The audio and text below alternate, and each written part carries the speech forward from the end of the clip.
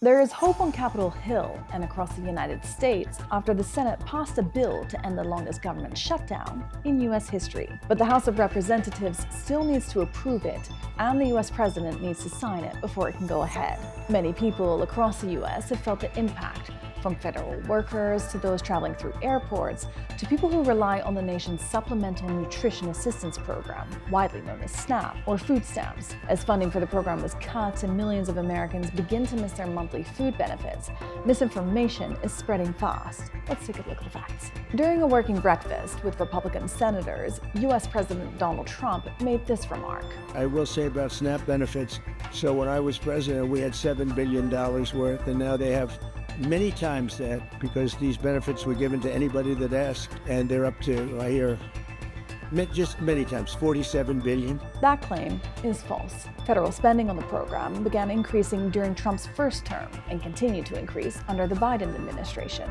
but not as much as Trump says. In fact, the number of people participating in the program actually increased under President Trump's first term. And not just anyone can get it. Eligibility is tied to financial need, along with required reporting and work rules, which during the pandemic was paused under the Trump administration.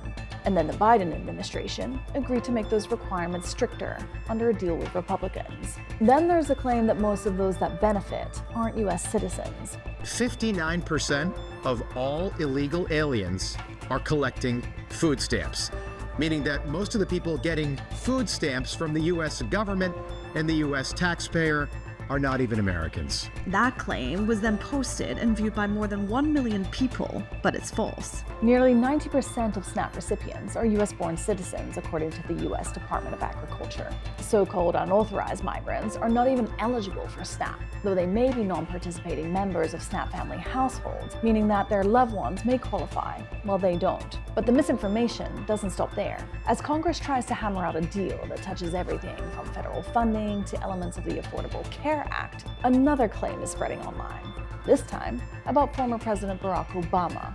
Over the weekend, Trump reposted a viral Truth Social clip alleging Obama pocketed $40 million in royalties paid out by the federal government for the use of the word Obamacare. That claim has been shared thousands of times and viewed by millions across the platform. But it's not true.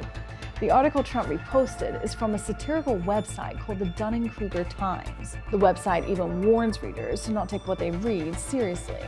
This is a classic case of satire morphing into misinformation, but it's the funding for SNAP that is one of the main reasons for this historic political shutdown.